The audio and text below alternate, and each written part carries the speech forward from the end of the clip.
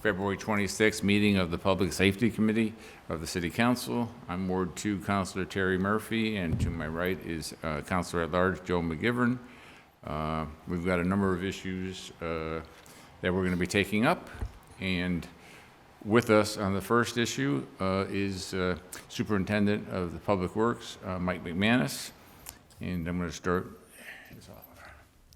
I'll read the order and then we'll go into discussion. And I appreciate you being here, Mike. So the first order is that the DPW superintendent report to the city council regarding who is responsible for clearing sidewalks after a storm, the public sidewalks on Crosier Field on Northampton Street, as well as the sidewalks at Whiting Farms Road from Northampton Street to Gordon Drive, and the sidewalks from McDonald's to St Vincent are snowfield for ice covered for days. This is related to the storm back in December. This is unacceptable, especially in light of state law requiring landlords to clear its sidewalks within 24 hours after a storm. Please explain why neither Brightwood Avenue nor Oakwood Avenue were not plowed, even one time after the most recent storm. So I'll entertain a motion, we take it off the table. So moved. All in favor? Aye. Mike? So DPW is responsible for clearing sidewalks adjacent to city properties after a storm event, with the exception of sidewalks adjacent to Holyoke Public Schools.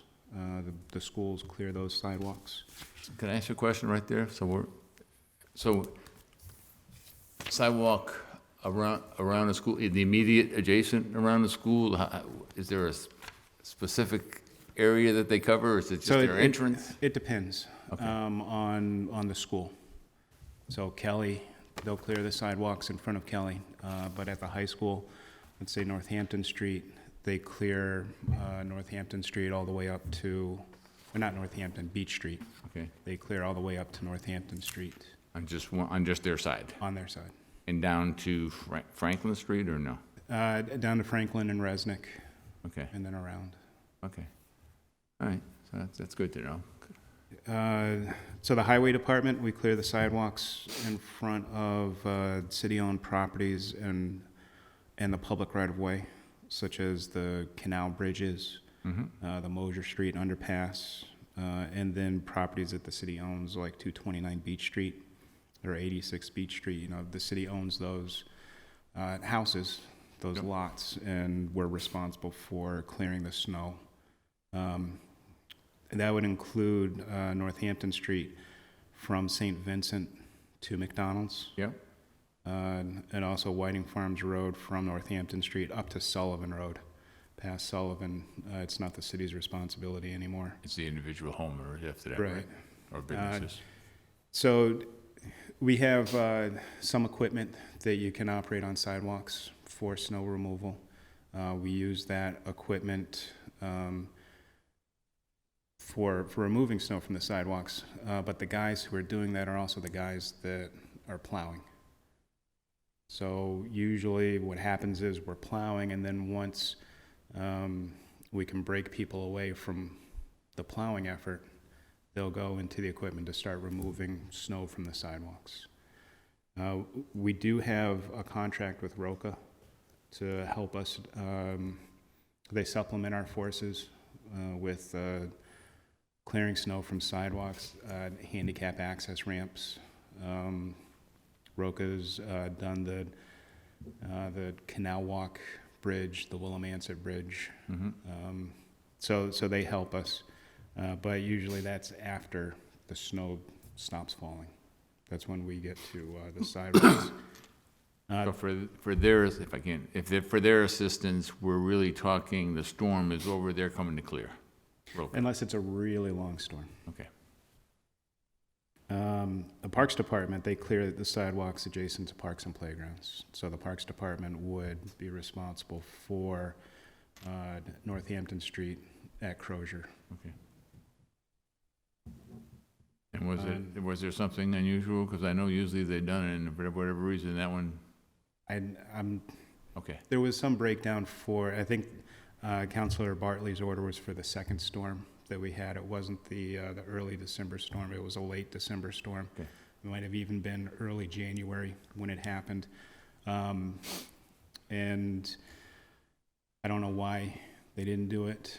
It could be that the snow got walked on and turned into ice before they had an opportunity to get out there with the snow blowers and the shovels, and that complicated the removal. So that was the one that was more of an ice, snowable with ice at the end, Yeah. or ice in the beginning? Yeah, it seems like we've really had one snowstorm. The others have all had ice.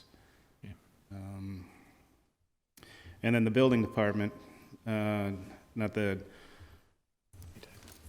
building department, Damien Cody's building department, but the building department of DPW. Yeah.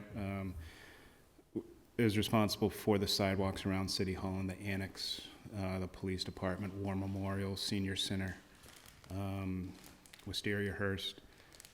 And there's some staff in the building department, but we have a contract with Non-View Landscapes to help us with the parking deck here, the sidewalks around the garages, the Suffolk Street garage, the train station. Historically, Mountain View has been, lights out with their snow removal. We haven't had any issues at all until this year. This year, the first few storms, they were late responding. There was ice accumulation. We've had numerous conversations with them about it. And now we'll pre-treat the stairs and the ramp at the Suffolk Street garage before any snow or ice. But we're also monitoring the garages a lot more frequently than we have in the past. Okay. No, it's still been Mountain View. But because of the issues that we've had, we're watching it closer. Okay. And then regarding Brightwood Ave and Oakwood Ave, Yep. They're both dead-end streets off of a residential street. Our order of operations for snow removal is to keep the main roads clear and then move into the side streets and secondary streets off that. So whether they weren't touched at all, I can't say right now. Sure. I know we've got 23 individual plowing routes, and I hate to say it, but some streets got to be last. Some streets are going to be first. Yeah. It could be that there was a new driver doing this route, and he might have just been going through the neighborhoods and forgot that there are these two short dead-end streets. I mean, you and I have talked, and I understand the major arteries got to be the priority, but, and I don't know the answer, but to me, one of the things that we need to make sure we do within somewhat a reasonable time, if it's a 12-hour storm, maybe in the 6th or 7th hour, or there's side streets or whatever that are at least going to get so it's not going to be built up to 12 or 15 inches there, and keeping the rest. And I know, and we've also talked about the canals, and I'm glad to see the canal walks are now on this agenda. So because I do know there were a couple of those that were, especially the one on Cabot going over from Race, and then the one on Main Street from Jackson going to 391. That one didn't get touched till like the 4th or 5th day. So I had kids walking from Dean in the road as people were trying to connect to 391. So that was not a good scenario. Councilor McGivern? Thank you, Mr. If I Chairman. might just, let me introduce Councilor McGee from Ward 7's Council President, who's joined us. Councilor McGivern. Mike, I fully understand the scenario with the city-owned, city responsibility sidewalks and you know, you get to them, you gotta get to them sooner or later. Some of them are, like the one going down Beach Street, lead to a school. Fortunately, most times when we have a storm, the schools are closed, and you got some leeway. But the two issues, you know, I think are, I don't want to jump ahead, Todd's orders number 2 about the City Hall Annex and the parking decks. But the issue about plowing the main arteries first is always been, you know, part of policy. But there are areas within the city, Bemis Heights, up where I live, Michigan, Ontario, down by Dean School, St. Vincent Ave, Mount St. Vincent Ave, that are steep hills and not main arteries. But if there's an emergency, you know, at an individual's home, someone has to get out, they have to get out. And if the emergency vehicles have to get in, you know, usually they're more equipped to drive in the snow, they have to get in. So I don't think we can wait until the end to do some of these areas. I think, and I think Terry said judge it by the time of a storm. I think it's more by the inches of the storm that's falling. At a certain point, you hit 2, 3, 4 inches, they have to be opened up. Does that make sense? So our procedure is we treat until there's 1 inch of Yep. snow. And then at 1 inch of snow, we drop our plows. And we also call in our first response contractors, which help with the main roads. And then once we get to 3 inches of accumulation, that's when we call in the other contractors with the smaller trucks to help us with those 23 routes in the neighborhoods. So if we do have a large storm, we will call in contractors while it's still snowing. That's our normal operating procedure. Okay, So at so 1 and inch- they will go into different Yeah. neighborhoods with Yeah. priorities on the steeper hills? The first storm that we had was a very long, drawn-out storm. It was actually two storms. It was actually 2 storms, and we got to that 1 inch, but because of the length of the storm, DPW had been out for a long enough time. We had been treating and we had been plowing, and we were doing okay. In my opinion, we were keeping up with the storm because the pace of that storm was so slow and drawn out. It wasn't until that the second part of the storm where we had gotten really buried with snow, where our forces weren't enough. The contractors weren't called in. It was overnight. And then in the next morning, that's when we had to scramble and respond and try to get the contractors in. But by then it was late, and we were playing catch up for the rest of that storm and the next day. So that wasn't our typical operating procedure. And the storm wasn't a typical storm either. It wasn't a 12 or a 15-hour storm where we got 8 to 12 inches of snow. If it had been like that, I think our response would have been different. It would have been more where we'd call in the contractors at 1 inch and then the rest at 3 inches.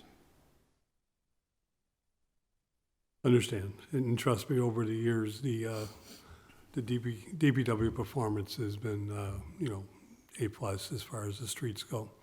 Mr. Chairman, can I make a suggestion? We take up item number 2 now we've already started on it, and Councilor McGee is here. Aye. So second order introduced by Councilor Todd McGee, ordered that the DPW address the stairs and walkways around City Hall, the parking deck, annex, and walkways near the courthouse during storm times. DPW to appear before the Public Safety Committee to discuss the issue, and you started, so why don't we just continue? And also, I just want to recognize, and Councilor McGee, we're going to allow Attorney Iannello to offer some thoughts and comments on that as well. So, you want to go first, or would you like her to have Ladies first. You're a gentleman at all times, okay. Councilor Thank you. Randall? Good evening. Thank you for having me. I just wanted to address the issue with the parking deck and stairs next to the Holyoke District Court. The parking deck, the stairs, the sidewalks by the Holyoke District Court are never treated when it's snowed or when there's been ice. I'd say they've been inconsistently treated in prior years, but I would say that this year is definitely the worst. At least 4 other people besides me have fallen either on the parking deck or the stairs and have suffered injuries. And these are just the people I come into contact with at the Holyoke District Court. Obviously, that parking area services other buildings around that area. I'm not sure if other people have been injured. But with respect to the people who I know, those injuries took place, I believe, sometime in December of 2019 and after. So this has been an issue since December, and the city was put on notice, and nothing was improved, and more people fell. With respect to what happened to me, it was, my fall was on February 6th in the morning around 9 a.m. And I parked at that parking deck because I had business at the Holyoke District Court that day. And the parking deck was sheer ice. It had not been treated. I wore tall snow boots that day. I was very careful trying to step onto the first stair, but the stairs were sheer ice. The railing was sheer ice. And by, I think, the second stair is when I slipped and my right leg had dragged behind me and was all cut up from my knee down to my shin.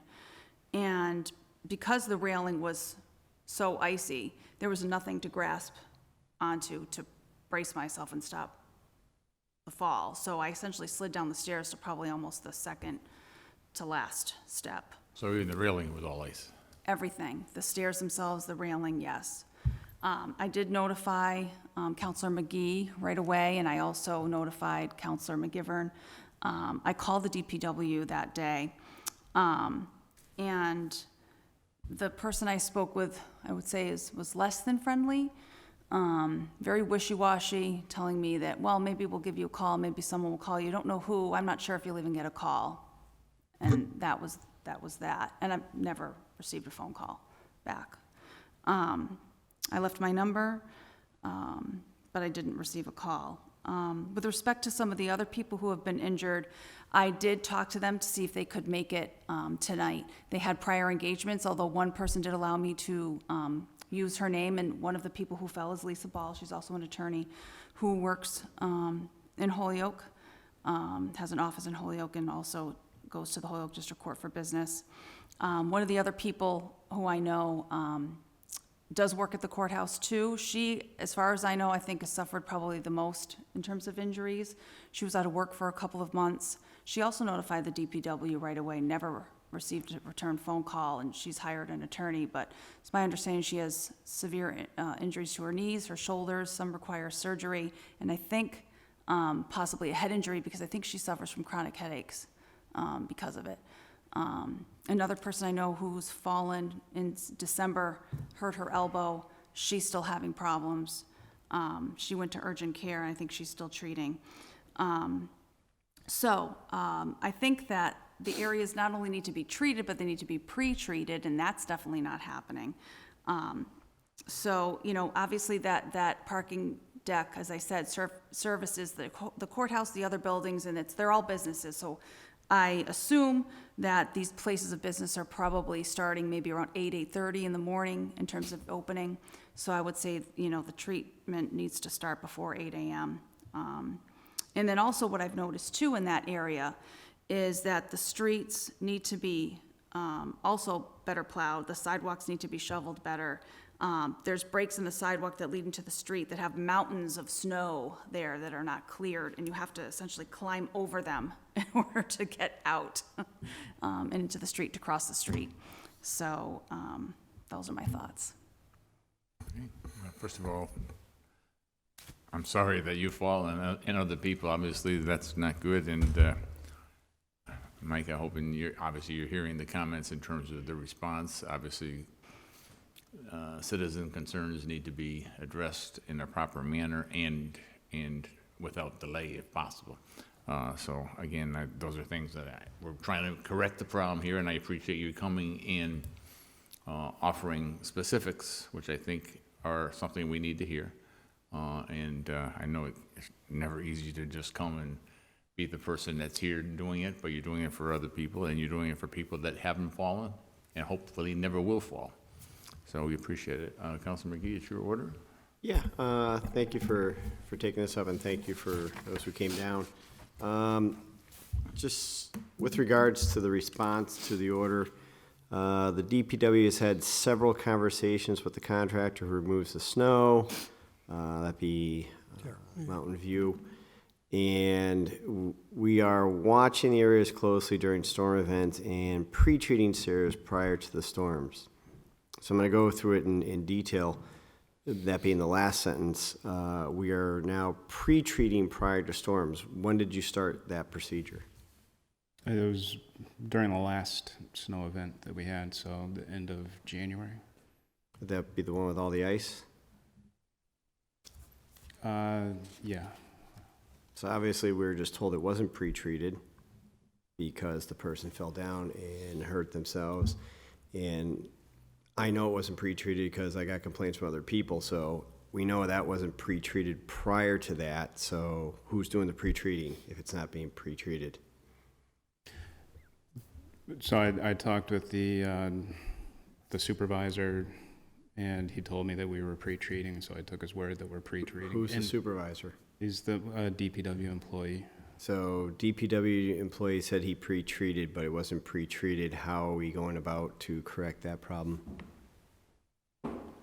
I'll have to talk with the employee again and make sure with my own eyes that this area gets pre-treated before storm events. All right, so back to the first sentence, DPW has had several conversations with the contractor who removes the snow.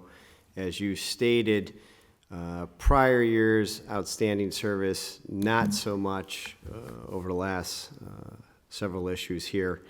How many several conversations have you had, and how many issues have you observed with this contractor? So it's been conversations after each storm event, and this year, and we're also calling them while it's been snowing and icing. So Come out, the area is not clear from ice, and get rid of. So first snow event, not a good job. Second snow event, not a good job. So on and so forth till a serious ice storm. Obviously not also a good, clean event. How long we go down this road until we actually hold the contractor responsible for their negligence? Because obviously we're paying them good money. I'll read the contract. It's public record.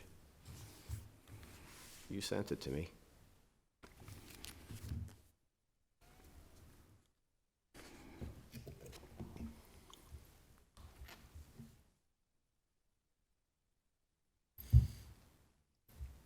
So they have a contract for Hoyoke City Hall. They have a contract for Hoyoke DPW.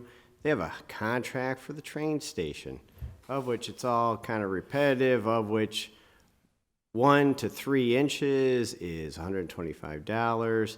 Up to 12 inches is $425. But if you're doing City Hall, or actually DPW for 12 inches is $2,300 plus $150 per inch over 12 inches, $750 per application of salt, sand on roads and areas. If we go to City Hall, $945, $1,200, $1,475, $1,900 plus $160 per inch over 12 inches, $85 per man hour per request for snow removal, including snow plowing, $550 per application of salt and stuff. So it's not like we're not getting a really good deal. It's kind of expensive, but yet I'm not seeing what we're getting paid for. If I'm having complaints on several occasions. So how many more occasions do we need of people falling down, smashing their heads, smashing their legs, before we start to wake up and say that Mountain View Landscaping is not doing their job? Well, I don't want any more. So your response is this doesn't have to go out to bid because under Mass General Law, it's exempt. So shouldn't we start to go out to bid to get a contractor who's gonna do the job that we're paying Yeah, for? we could. We definitely could go out to bid, and we could get someone worse. We could get someone better. I got people But falling I- down railings. I got people smashing their heads. I got a lawsuit pending against the city. How much worse are we gonna get? I mean, this is not, I've never complained to you. And when I call you, I get great response. Yeah. This isn't the first time with this. Even in your response to question 2 is several conversations. And then you said, well, we pre-treated, which didn't get done. It's a constant issue within this area. The only thing that's happening is people are getting hurt. It's not one incident, it's several people getting hurt. Not on one day, several occasions. I'm not sure if everyone understands this, but this city pays for its own liabilities. We pay for lawsuit after lawsuit. And every time it comes to our city council, it's, well, you better pay it, or else if it goes to court, it costs more. So we keep settling. How long are we going to go down this road where we keep getting lawsuits against us when we can't even maintain our property? That's my problem with this. Nothing's getting done. Get rid of the contractor. I know the contractor. Get rid of them. Get someone else in here to do the job.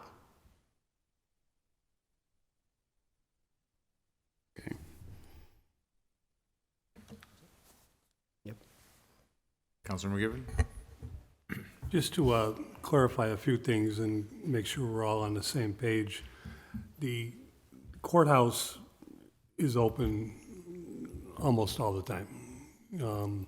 We are called essential employees. Attorney Iannella, her role are essential employees. That means we don't get to stay home if schools are closed, if City Hall is closed. I won't tell you how many people look out the window when City Hall is closed the day after Thanksgiving and just shake their heads, because we're open. We're open for emergency restraining orders, for bail issues, for crimes that were allegedly committed the night before.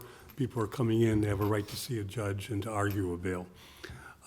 That's just part of what happens in the courthouse. It doesn't close, very rarely. The courthouse is owned by the state. The sidewalks around the courthouse and half of Korean Plaza sidewalk is the responsibility of the state.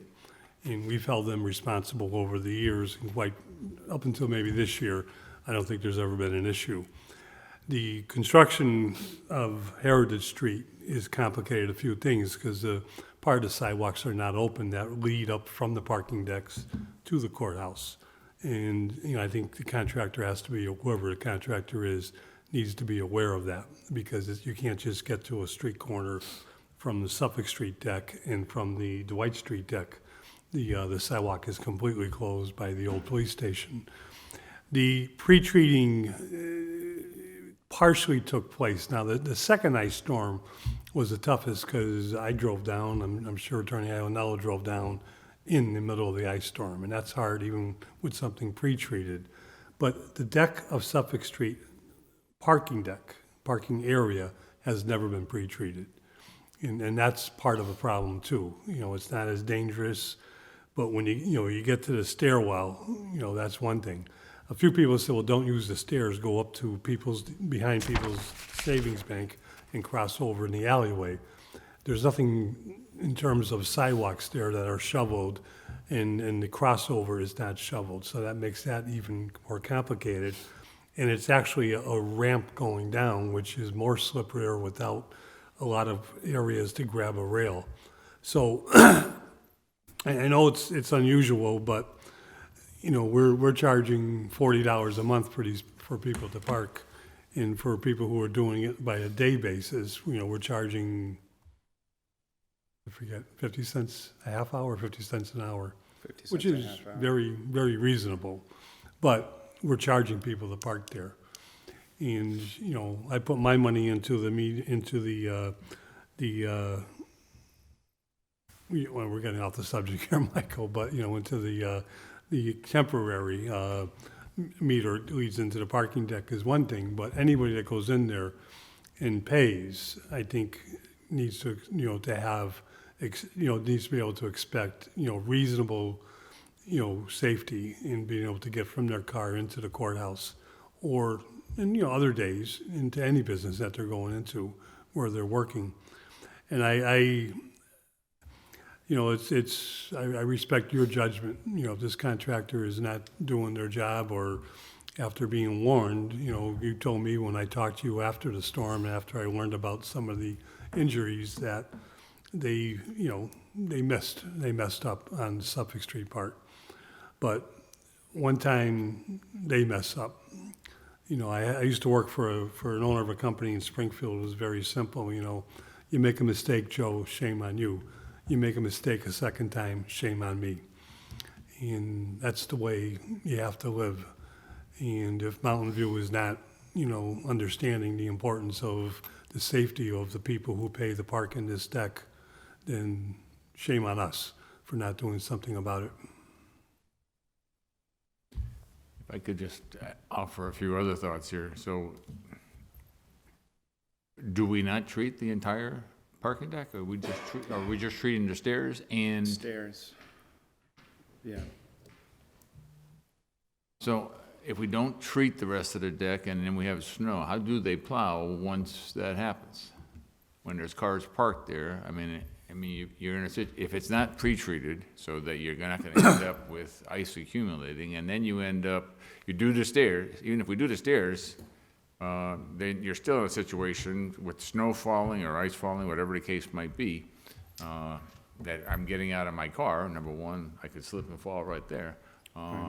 So, I mean, I would certainly do two things. Number one, I would, going along with my colleagues' thoughts, that the whole parking deck, at least the part that is subject to the clement weather, should be pre-treated, knowing and the stairways and the railings should be treated as well, knowing that there are people that are going to use it, storm or no storm, and that we need to make people safe.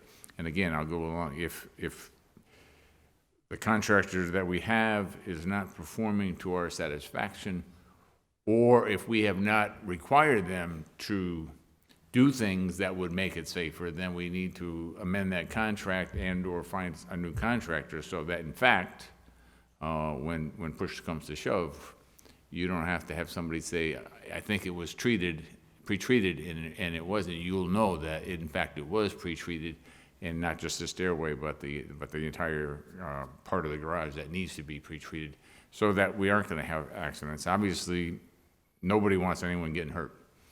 So if and I know you don't either, so. I clarified Sure. the conversation I was having with the supervisor, we were talking specifically about the stairs Okay. and the ramp going to Peoples. I wasn't talking about the rest of the deck with regards to pre-treatment. So I can't answer whether or not pre-treatment of the deck is part of the work. Okay. But specifically, the stairs and the ramp are supposed to be pre-treated. And that's supposed to be pre-treated by the contractor and not by your people. Well, DPW has taken on the pre-treatment of the stairs and the ramps Okay. so that we know that that's done. I can't answer about the rest of the deck. Okay. And is there a specific time that it's pre-treated in terms of the anticipated storm, or is it a specific time? Like if we are expecting a storm 10 o'clock, are we pre-treating it that morning at 7 or 6 or? Yes. Okay. Or if we expect it to be overnight, then we'll pre-treat At night or or afternoon? in the afternoon. Okay. And let's say, let me go another step. So once it's been pre-treated and now we have a storm and now they've plowed and we're getting a second storm following up, are we then re-pre-treating if that's? Yes. Okay. And that would be right after we've cleaned it up and, okay. Any other thoughts, questions? Todd? Yeah, I'm just looking at their contract. I mean, there's nothing in here that I'm seeing that, you know, we don't do the job, you don't have to pay us. Accounts are past due will not be plowed until accounts are paid up in full. Customer understands and accepts the fact that, so on and so forth. Nothing in here that says, hey, we didn't do our job to satisfaction. Therefore, you don't have to pay us because we didn't do our job. I mean, who's reviewing the contracts? It's their contract they're giving us. It's not that we even reviewed and amended it to make a contract in favor of the city. I mean, who's reviewing them?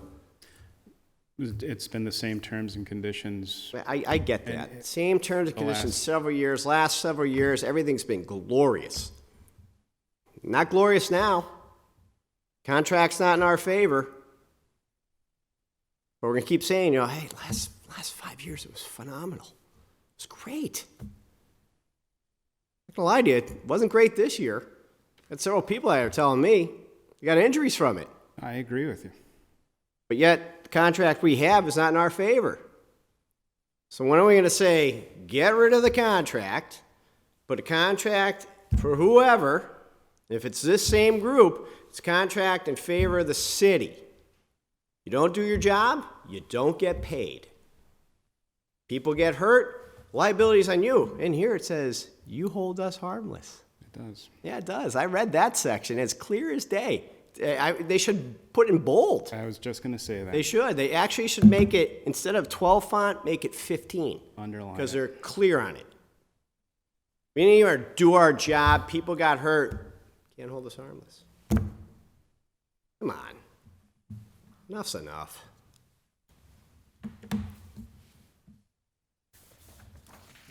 And then, would you like to say anything else after hearing this, or?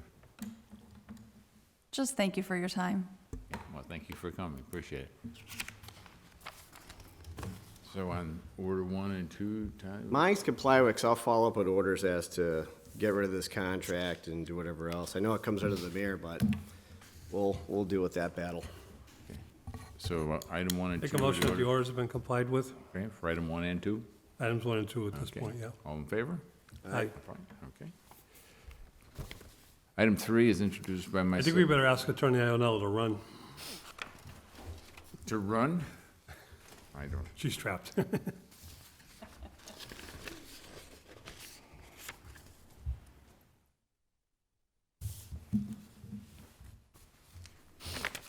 Thank you.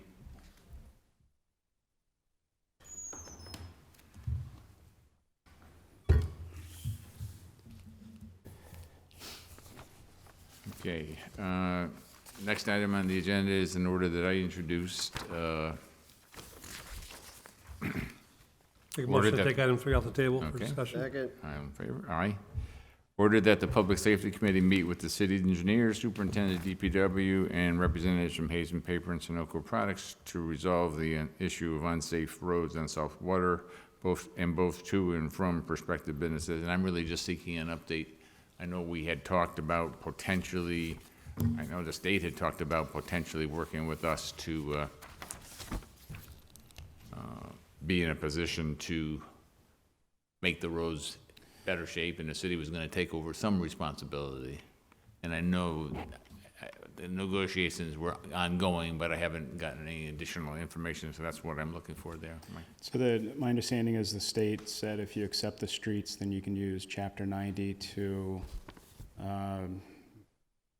make improvements to the road. That they weren't going to participate in any other way with funding roadway improvements. Looking at the road, it would need full depth reconstruction, and the cost is about $88,000 to do that. At the previous meeting, I think you had mentioned sidewalks into the area.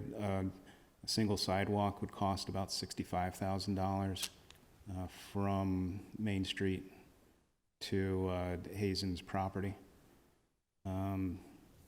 So there's $150,000 worth of construction work in order to improve this road. I know it's an important road. Right. Hazen, Sunoco, Gas and Electric, Suez, DPW, we use this road. But it's a lot of money. If we did accept it, Yep. It would increase the amount of mileage that the city has, and our Chapter 90 would go up by about 25. But a very small amount compared For to a very what we small would pay amount, for it. Yeah. But if we were able to do that, would we go all the way to Main Street? Yes, So it would go all the way from Main Street Street right to- to their businesses? to Hazen's property line, Okay. which is just after 391.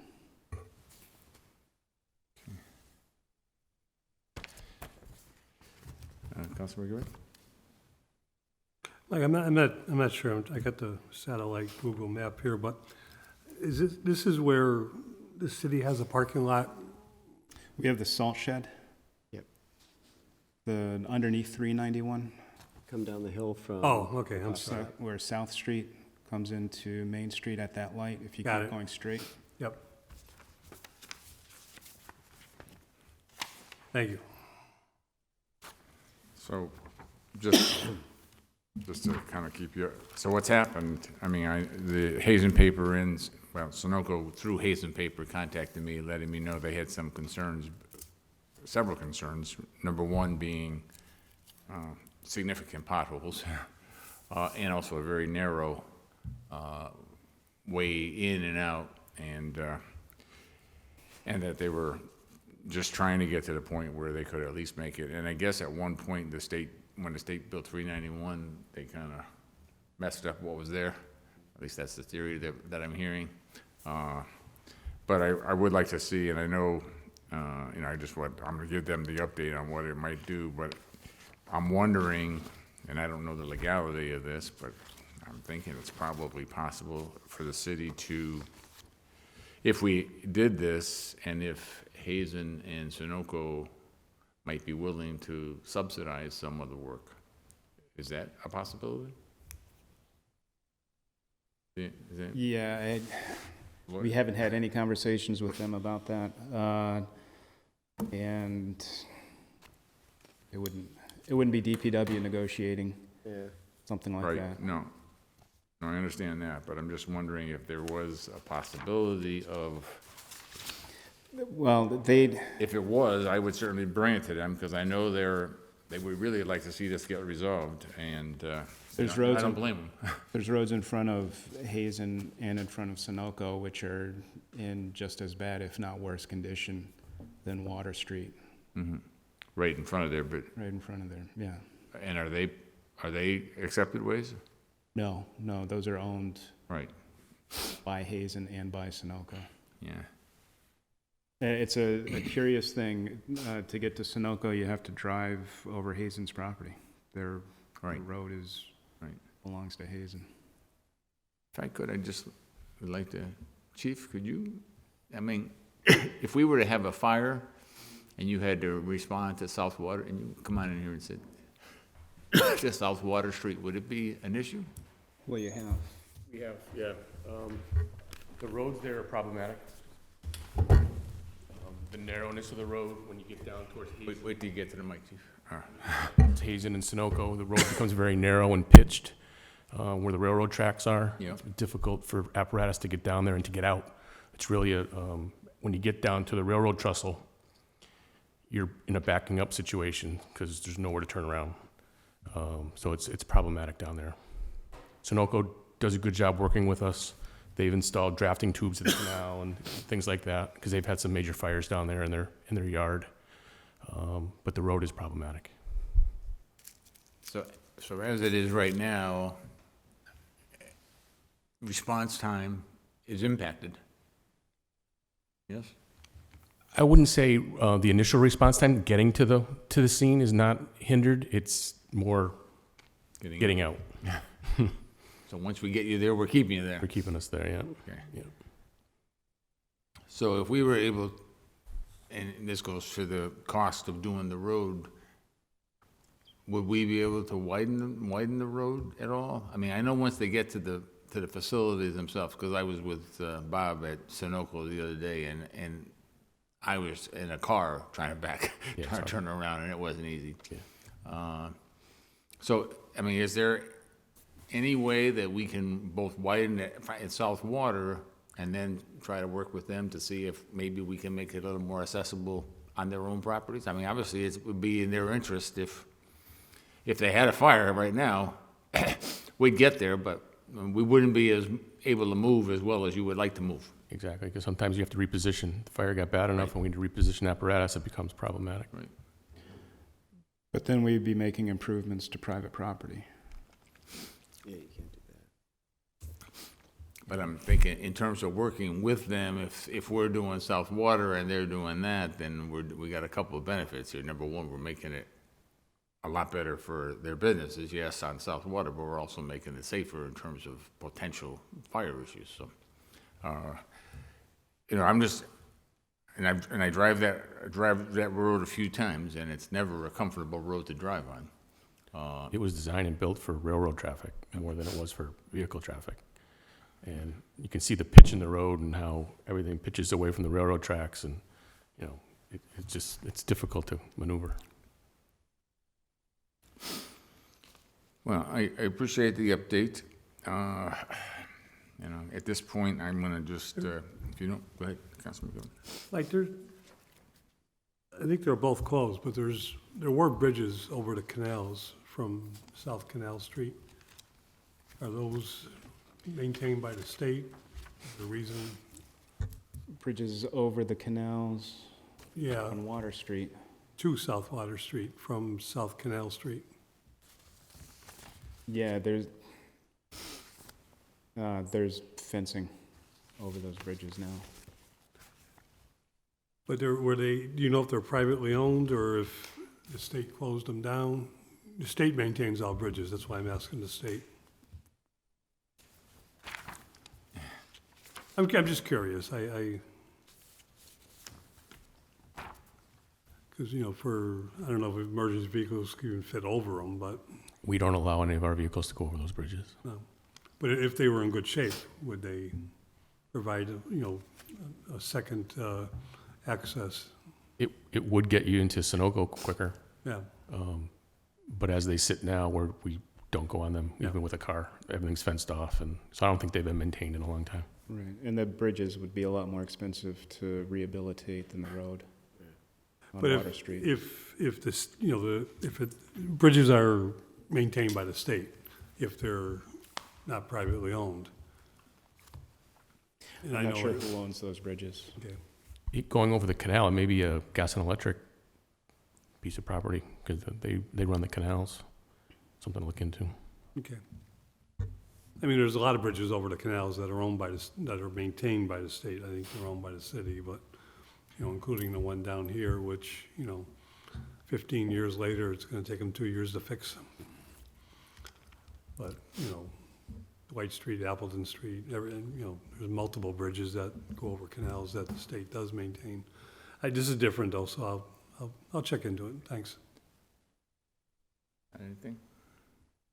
Yeah, I entertain a motion that it's been complied with. What I'll do is let Hazen Paper and Sunoco know that we looked into it, the cost of putting a road in and the sidewalk potentially.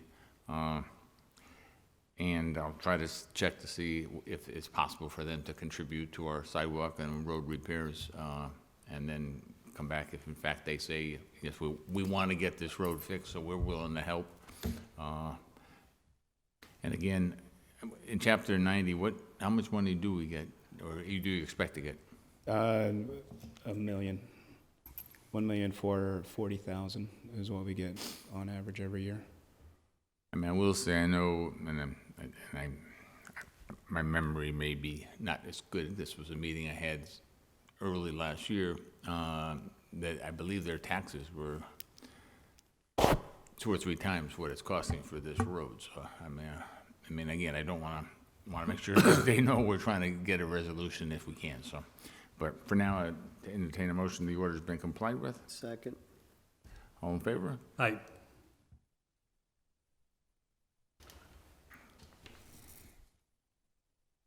Okay, the third item on the agenda,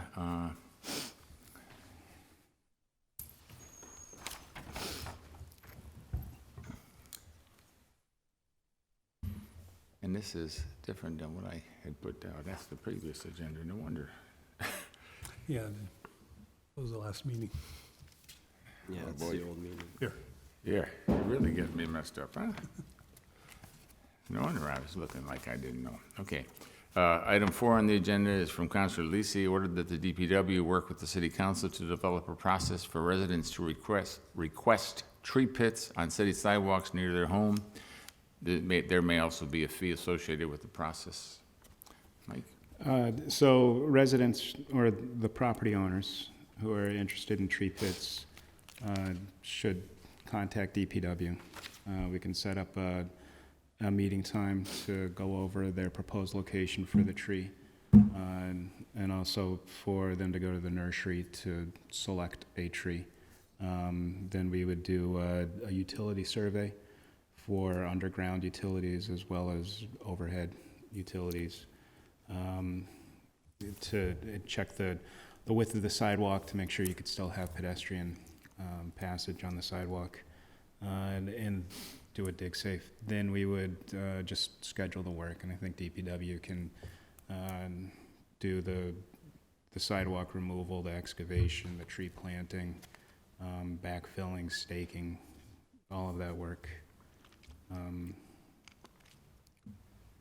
We'd ask that the resident take responsibility for watering the tree. That's something that we've had difficulty doing with all of the trees that DCR has planted in greening the city. They've done a good job. Parks and Rec, with some of their volunteers, has done a good job with keeping those trees watered. So if the resident can water their own tree, that would help us. And then, so You don't it'd be a expect a fee? process. You don't think there needs to be a fee? No, I don't think there should be a fee. So they would just go down, select a tree that they would like to have, Yeah. and then schedule a time, or the DPW will schedule a time when you're gonna come and install it. Right. Now, as you know, I have some concern with trees being planted on sidewalks, and then what happens? And I know city engineer has worked with you in trying to develop a, A standard detail for yeah. a tree pit. yeah, Yeah, and the problem is with urban soils are really not the same as forest soils. The problem is when the cover material over the tree gets compacted, you need to have airflow through the soil for the roots. And some species of trees like to have shallow roots that tend to pop the sidewalks up. So it's all in how you prepare the pit for the tree and the type of material that you put back in. Councilor McGee? Yeah, with regards to the pits, I know we're talking about residential, but, I filed several orders and nothing to you, Mike. This is when Bill was around. With regards to High Street, I mean, way before my tenure, then Mayor Dan Soskovich had all the sidewalks done, bricks and everything else, and they had the beautiful grates put in with the trees.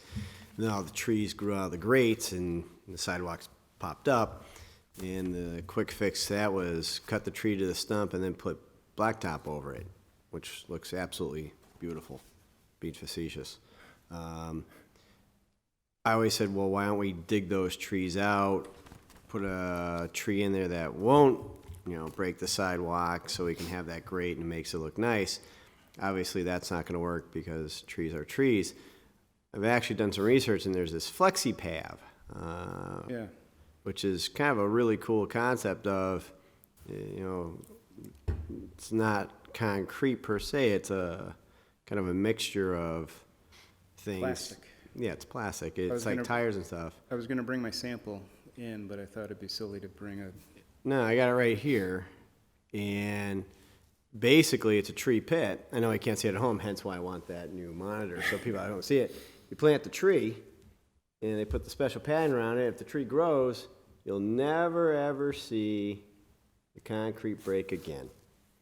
Because the flexi pad grows with the tree, so it just stays flat.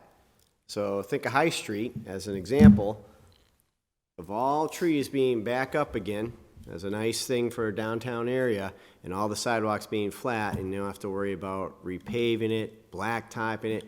Simple fix. Yeah, there's a cost up front, but over time, the amount that you save, and in essence, the historical aspect, everything else that comes with beautifying your downtown. I mean, I just suggest that because I've been researching it. so I sent that guy an email last week, talking about, could the city buy the material, could we install it? He said, yeah, there's some training that goes along with it. There's a webinar on how to install it, and they'd be willing to come out and show our crews how you put this material in. That'd be awesome. It's nice, it's porous. I think that the video they have, they show like a little brick of this stuff with a faucet going on top of it, and it just drains right through. You can use it for permeable pavement and sidewalks, and not just for tree pits, but other applications as well. I mean, I absolutely think that's a But great thing to it look lets at. the trees breathe. Yeah. And like you said, as the tree grows, it'll move with it, and you can cut it back. Do you know how Those much- grates, those do you know how metal much they grates. cost? No, it's not that much. Yeah. The metal grates, though, were supposed to be breakaway grates, so as the tree grew, you're supposed to knock out the inner rings to give the tree room for expansion. It didn't happen, and now they look horrible. Yeah, like I said, definitely not under your tenure. It's just something, and technology changes, so I just thought that'd be a great Yeah, I think that's a, potential concept. that is a good idea. And if the cost is minimal, that might be something where a resident might be willing to assist with it for two reasons. Number one, they're not gonna have a sidewalk problem, because I have so many people that have nice trees put in there, and then a year or two later, they're calling me and saying, can you get the sidewalk fixed? So if this would solve that problem, well, obviously, we'd end up doing a few things. We'd make it look nicer and stay healthier, and we'd also be in a position where we wouldn't have to be spending money going back and trying to fix the sidewalks. And then on High Street and other streets in the downtown area where the trees have been removed, I've been talking with DCR and the new conservation agent, Yanni, and I would like to get the trees that are in our nursery out in the streets. To that end, when you're talking with your constituents, if they have a need for trees in their yard, it doesn't have to be in a tree belt, it doesn't have to be in the right of way. We'll gladly provide trees from the nursery to them. Okay. We So can't we- necessarily dig a hole for them on their yard, but we Right, can bring on them the a street. tree. Yeah. Okay. So you all set? All set. All set. Make a motion, it's been complied with? Second? All in favor? Aye. Opposed?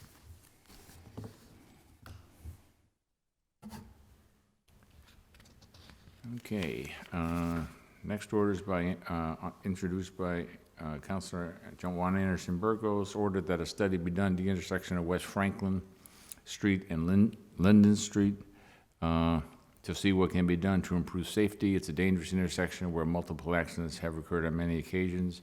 I know we've talked, take it up for discussion. Second? Aye.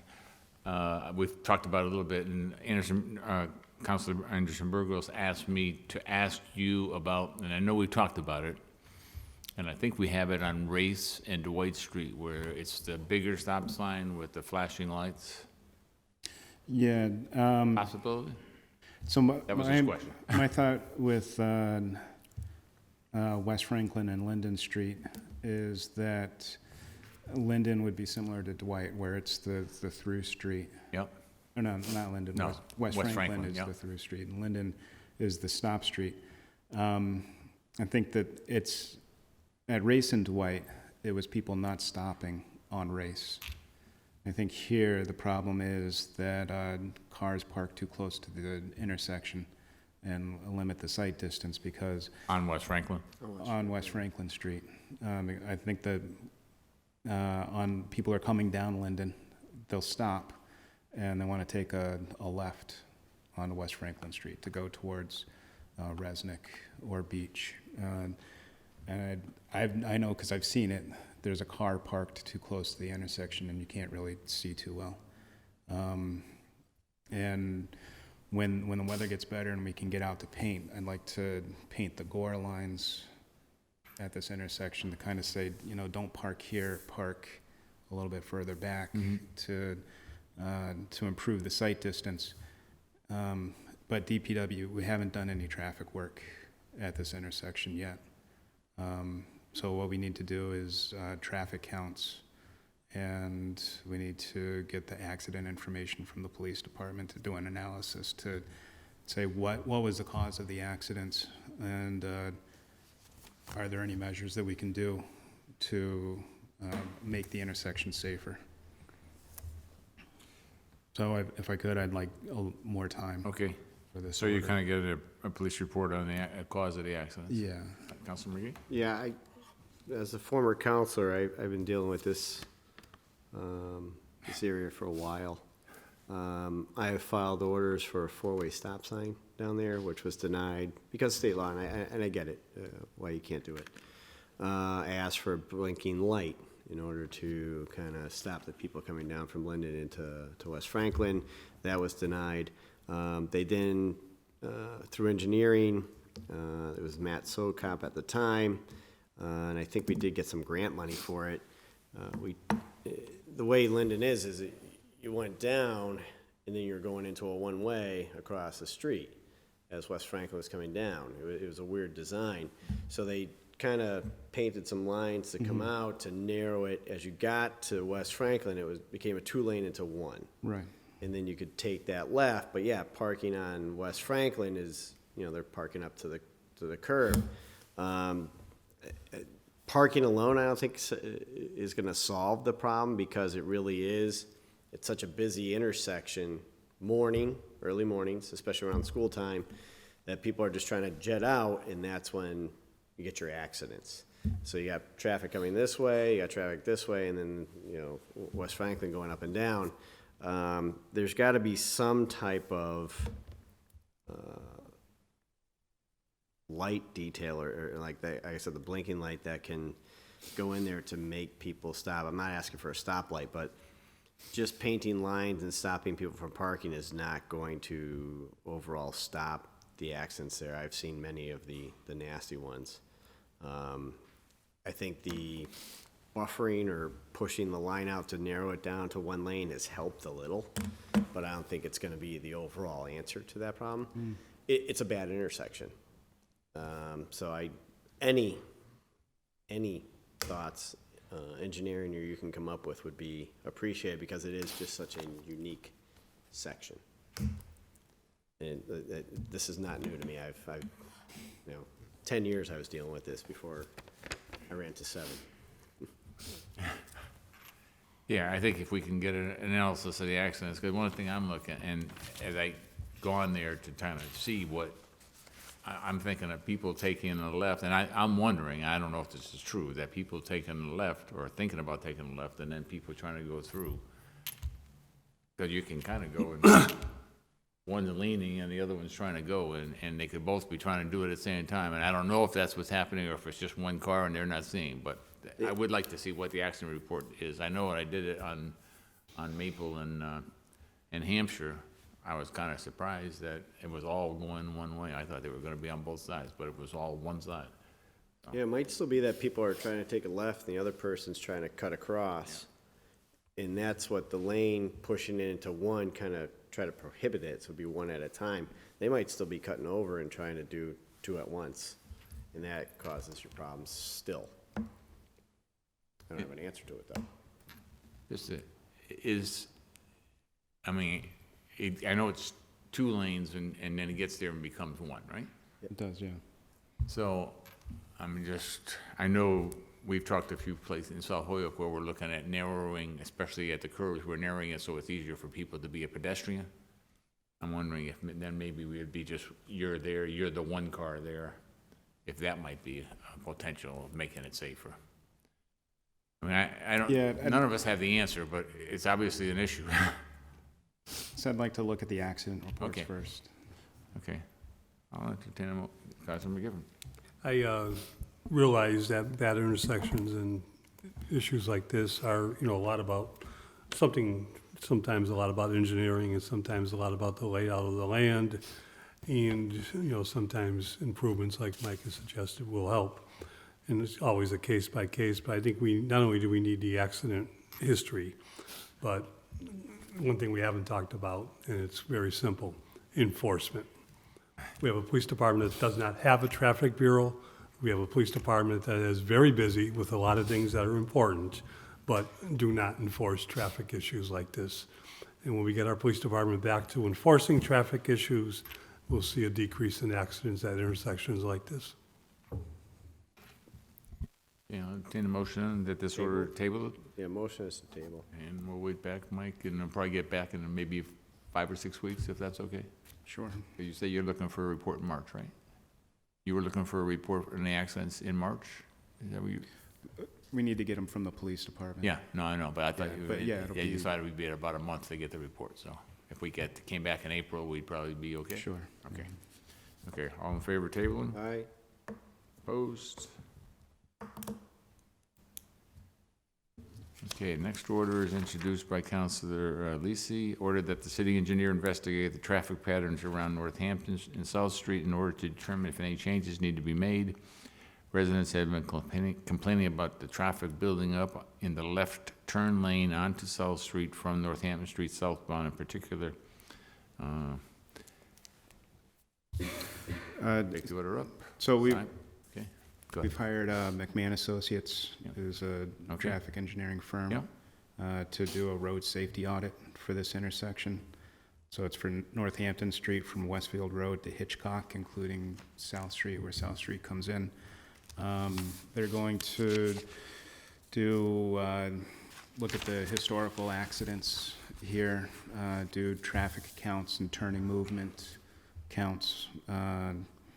The part of the road safety audit will be a meeting with DOT and any other stakeholders that want to be part of this meeting to go over the 3 intersections, look at it live in the field, and develop recommendations for ways to make improvements.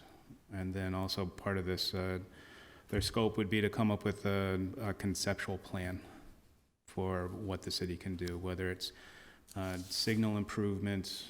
There's not a lot of space in this corridor to make geometric improvements. But that would be part of their study. And I think within another 2 months, we'll be able to get through their analysis, the meeting with DOT. They'll aggregate all of the comments and come up with a plan. So if we were to issue this as being complied with the DPW giving us a report by the beginning of June, Sure. that would be, so, and just so you know, I mean, I read this a couple of times and I've almost gotten hit with people trying to take a left turn on there. And it's just, I don't know how, and it's such a short distance. I don't know if it's even 2 or 3 car lengths from the light by Blessed Sacrament to the South Street. It may be 3 car lengths. I'm not even sure if it is, but they're trying to get through there and they just don't care. And the other people are just getting the green light and they're going. So even if it's a 15-second where they have a red light and then 15-second where they can take a left turn, it's usually 3 or 4 cars. But It's a very- they're definitely trying to get through even when it doesn't look like they can get through. It's very congested, that corridor, especially during the peak hours of the day. Any other? And it's thoughts? all the way, it's from Okay, I'm sorry. Lower Westfield Road all the way to Beach Street. It's Councilor McGee? I travel that intersection daily, probably 2 or 3 times, working in the district court and then coming here in the evenings. There's no easy answer to make that work, but I really believe that the layout now is correct with maybe some minor improvements. One of the problems is people want to beat the lights, and you can't.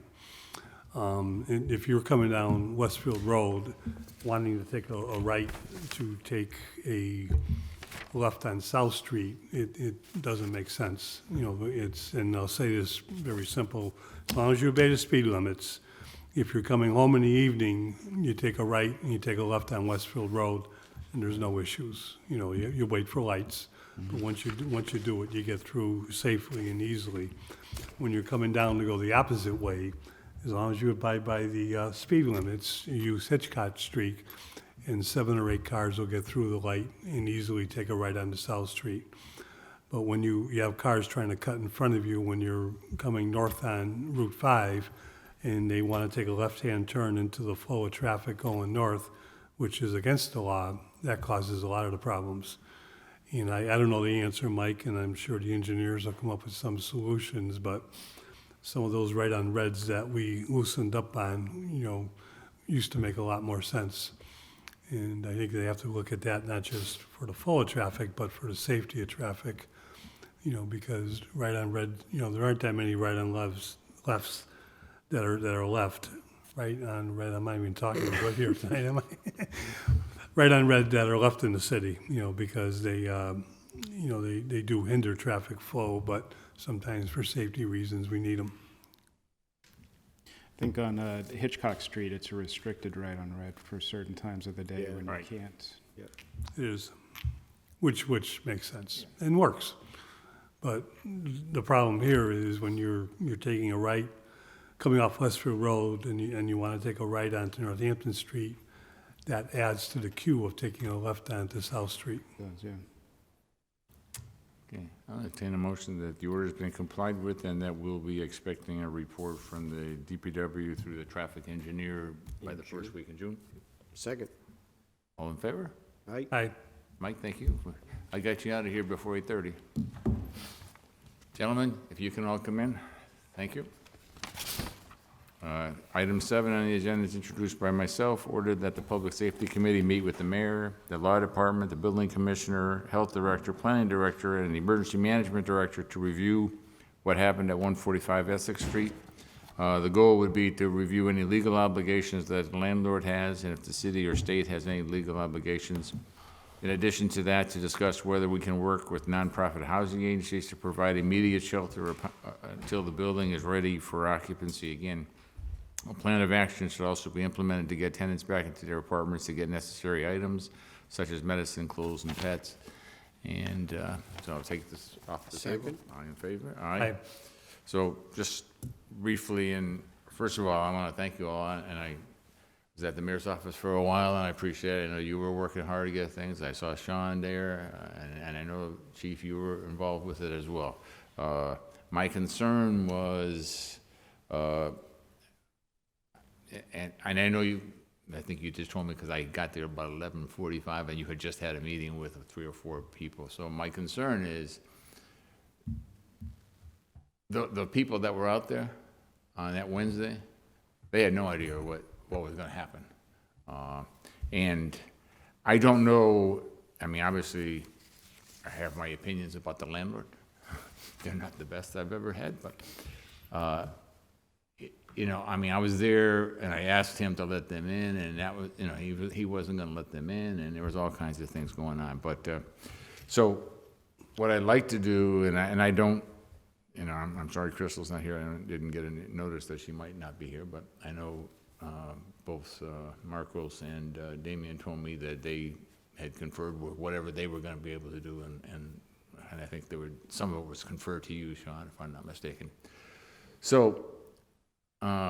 I guess what I just want to start, and I know I asked about the War Memorial Building, and I know in the end it ended up going to the War Memorial Building. But so if we end up in that situation, and either a building ends up having to be condemned for a while, or unable to be occupied, what's the landlord's responsibility and what are the tenant rights? Do we know, can anybody answer that? To the best of my ability, I am not a lawyer, but Okay. and having dealt with the situation now more many times than I would have loved to, it's my understanding that it's the landlord's responsibility to rehouse the tenants in the event of a condemnation.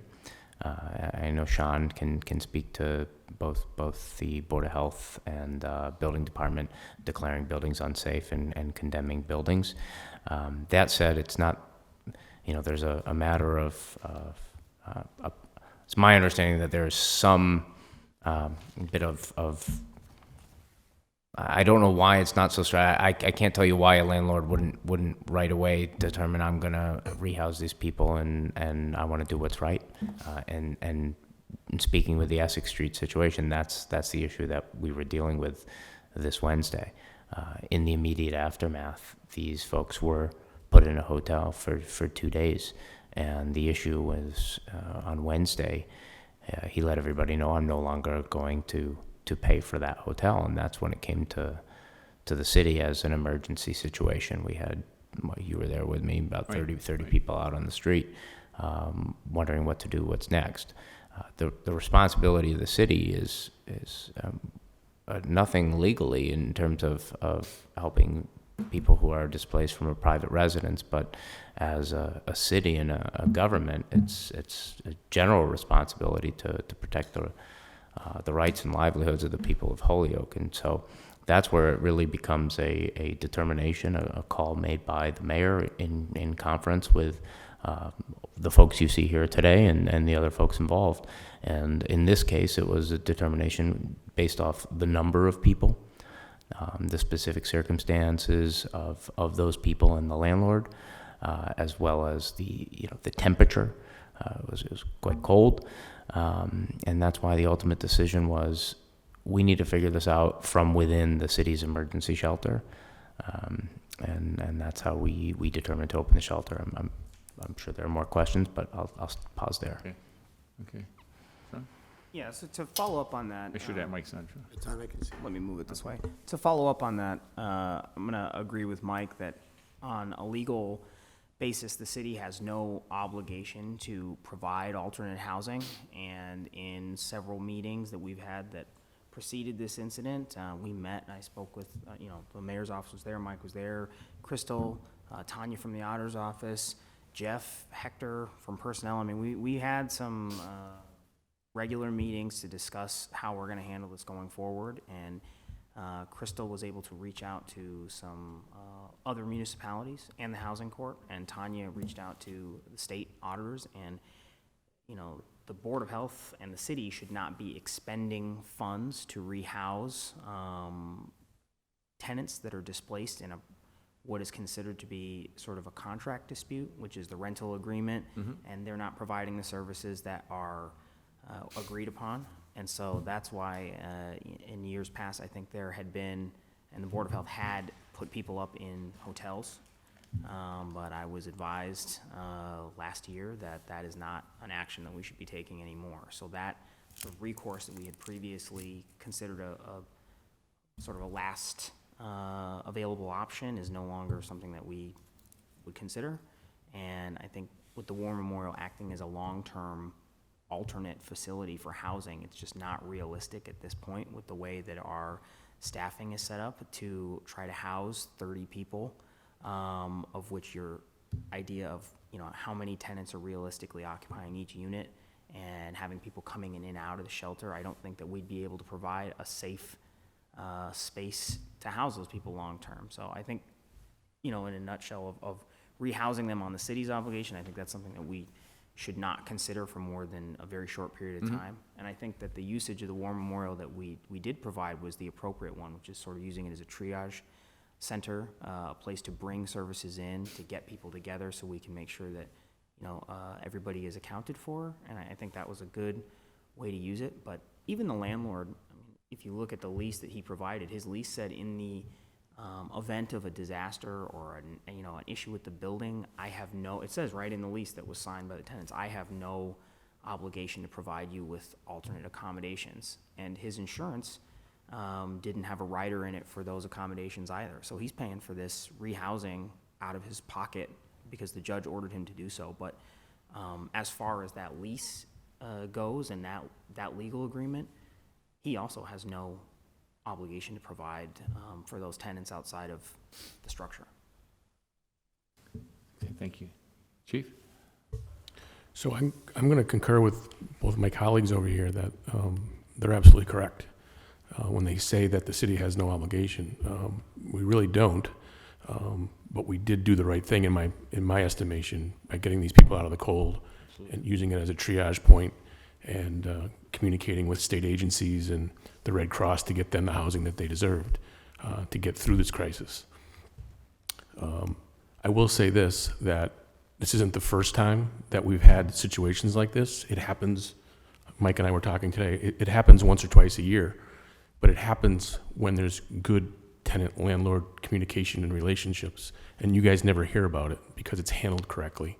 It's when these situations come about where a landlord and the tenants aren't getting along and things happen and it becomes a problem. 9 times out of 10, it's handled internally by the landlord and it's done properly and you don't hear about it. And I agree with that. My concern is when we get a situation like we had, where, you know, and what I'm hearing is the judge thinks the landlord has some responsibility. Obviously, the judge made that landlord pay, even though the lease contract says he had no responsibility. So obviously, there's some, either the lease is invalid or there's some other state law that overrides that lease. But knowing that's the case, you know, there were a couple of things, and let me also, you know, commend the police department, because I was there when the police department had to respond, and they responded with significant presence, and it was on Appleton and Elm Street, which was my next order, which is another matter. But and they pretty much were able, and there were other people there, and there were some people there that were housing advocates for the tenants that were trying to calm everything down, and I thought they did a pretty good job trying not to aggravate the situation. And there were other people that were calmer and trying to get everybody back to Essex Street. So, you know, let me make that clear. But then the other factor, and then this is, so at 12 o'clock, the landlord said, "I'm not letting you in," which didn't help the situation. But then we went a little bit later, and I know, and Sean, you were there, and the police were there, and tenants were getting into the building one at a time, trying to make sure that no one was going into where they shouldn't be going into. And one of the things I said to the landlord, just let them go in and get their pets, their medicines, some extra clothes. I mean, you know, you're talking people with young kids. They got to have some things here. So let me just, and Sean, you may be the one to answer this since you were there. So, I mean, number one, how did the police get the keys to get into the back part? Because obviously we weren't going in the front. And can they just go in that back way and get right into the building? So they made contact with the landlord and he provided access to the police. The police made contact with the landlord? Yes, Okay. he was there. There was an incident there that you're aware of. Yeah, I'm and he fortunate. relocated, and then he met with the police at that time, and they sort of said, you know, something's got to give here. People need access to the building. And then after that, he sort of gave myself and a few other people his phone number and said, if anybody needs to get access after this, you can call, and I'll ask my management company to allow people in, which was the understanding only after sort of things got out of hand that was reached. But that's how that. And just to clarify, the access in this case, there was no barring of access based off of city staff. So Damien and the building department had cleared people to be able to go in and out. That was a landlord decision. Yeah, no, and as I talked to him, I realized that definitely, and that was the concern. And you know, I said, you know, you got people here that are waiting. Just, you know, let's go let them in. I'll stand there. And there were 2 police officers there that were, you know, trying to calm things down. So, I mean, it was, but again, go ahead, John. Damien's initial letter very clearly outlined that the front of the building wasn't safe because of the compromised part of the structure. Right. But that the rear porches were to be used for access as long as a person from the maintenance, like someone from his staff Yeah. was there to escort people in, and that was never, I'm not sure what motivated him to keep people out of there. I think he was, I would only assume he was concerned that there might be people going where they should not, but it was made abundantly clear at the outset that, you know, there is a means to get people what they need, and, I mean, there were live animals in there, so I don't know why you would ever bar someone access from Yeah. their pets. Yeah, there were quite a few pets in there, as I recall. So let me ask one other thought here. So, and I hope, and I'm gonna go to Commercial Street this early part of winter, if I'm not mistaken, right? Where the boiler that was put in, that was not really, should not have been put in, and created a dangerous situation. And those people also ended up getting evicted, or not evicted, but, you know, told that you had to leave the building, and if I'm not mistaken, one or two actually went back because they didn't have any means of going somewhere else. Yeah. Yeah. Like on here. So they refused to leave, and so a fire watch was provided as opposed to having them relocate. Okay. So But there were, elaborate on that situation Yeah, a go little ahead. bit. The heat went out, Yeah. and there was sort of a push to relocate the people to somewhere else because it was cold, but the landlords were refusing to do so. And so the shelter was opened to sort of figure out what we were gonna do, but in cases like at that. the War Memorial War at that Memorial. point, right? Okay. And the situation there is people are very reluctant to leave their homes because Sure. they're worried about vandalism, or they're worried about something happening to their property. And a lot of people just don't like to go elsewhere. And so this is sort of where, because of this incident, what we ended up doing is allowing people to remain in the building, allowing people to use space heaters, a fire watch was provided, and this is where an impetus for increased meetings about how we're gonna handle this. This is where we decided that and it caused some research on behalf of many departments where we decided that we should not be the responsible party. The city should not be acting as the responsible party for relocating tenants. What we should be doing is we should be making sure that the building is safe, doing the code enforcement, and then providing the tenants with the paperwork that they need to seek out, going to the housing court or going to the agencies that they need to consult with, but that we should not be rushing down there, forcing them out of the building, and relocating them sort of at a snap basis. That's not a good practice that is in place. So moving forward, what we had discussed is allowing, providing people the tools they need to get to these services, and moving forward with code enforcement, but not bringing action against the landlord demanding that they be accommodated in a separate manner, that's a private manner between the tenant and the landlord, and that the city is not counsel, or we're not providing legal service to the tenants. So just, and again, from a legal aspect, I would agree with that. From a compassion and an empathetic aspect, I have a hard time with that, only for this reason. I'm willing to bet you that most of those tenants, first of all, don't have access to a lot of legal counsel that they would feel comfortable taking a landlord to court. Maybe some would, I don't know. And just in terms, I know, because Mike gave me a couple of forms which I gave out to tenants, and I know they were trying to call, but they weren't getting through to people, and there was frustration building up. I mean, I gave it to one, and the next thing I know was like an hour later, and I've tried to call like 10 times, and nobody answers, and what am I supposed to do? So, I mean, I do think, and I understand it's not our legal obligation, and I just wanted to make sure, I didn't think we did, but I wanted to make sure we didn't have a legal obligation, but there's still an obligation because those are our citizens. And if we can find a way to ease the burden, and again, one of the things I think, and we did eventually, because you went to the War Memorial that night and then ended up providing the information they needed to get through the night and get to the next, meet with the state agencies, right? Yeah, I mean, I can provide some elaboration there. Okay. So we did provide people with information that was provided to us through our research, our handbooks, plus conference with the state, which is DHCD, Department of Housing and Community Development, which is part of the state responsibility for rehousing, as well as community legal aid. Those were the resources that we have and which we were able to share with residents. The determination to open up the War Memorial is based off of the experience that you had. And we also made those phone calls. I called DHCD and they said, sorry, we don't have any housing. That takes a significant amount of time. We could think about that over coming days or coming weeks. And when it came to community legal aid, similar to you, our call wasn't being answered. That's something that we, later on in the evening, as we got to the War Memorial, we made the determination that this was an emergency.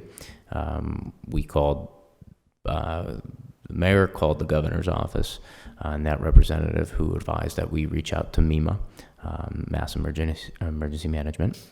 MEMA assisted in coordinating organizations. We separately reached out to the Red Cross. The Red Cross, similar to us, has a sort of playbook and guidance, and in this case, they got the local Red Cross had to get the clearance from Boston. The clearance from Boston came to allow them to expend funds for temporary housing, in the case of temporary hotels for these folks for that night. The mayor's office, in conjunction with the folks here, then worked overnight and into the morning with MEMA to say, look, we're not getting individual responses from these agencies, and that may just be, it's an evening on a Wednesday, who knows. But that we called in the state and said, look, we need your assistance in getting these agencies to the table. And that's what was coordinated for the following day at the War Memorial, which was how do we get all these state agencies and bring them here, as opposed to trying to connect people out there. I know one of the continued communications now, just had a call with them this morning with the state, is if the response is and the guidance is to call these phone numbers and the phones don't get answered, we need to have a better response. And so that's something that we're continuing to look at from the mayor's office point of view.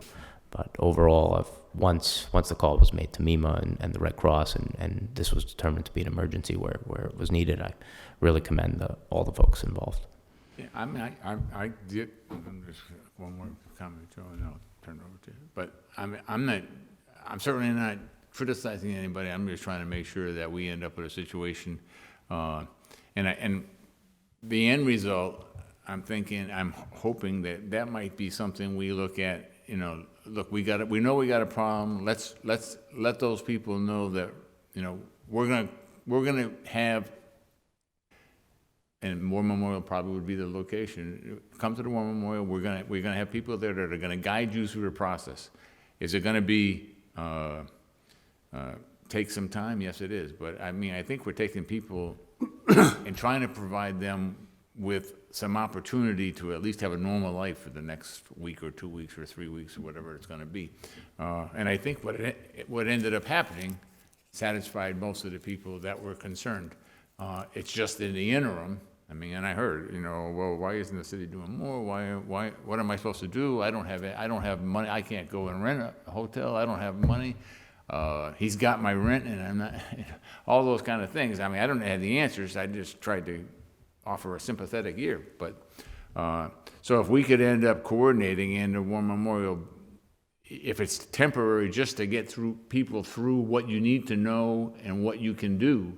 If just that would be a tremendous ask. Because if I could have told people, come to the War Memorial and we're going to get you some answers, I think the tension would have been far less. If they were just getting, so what's the answer? What's the answer?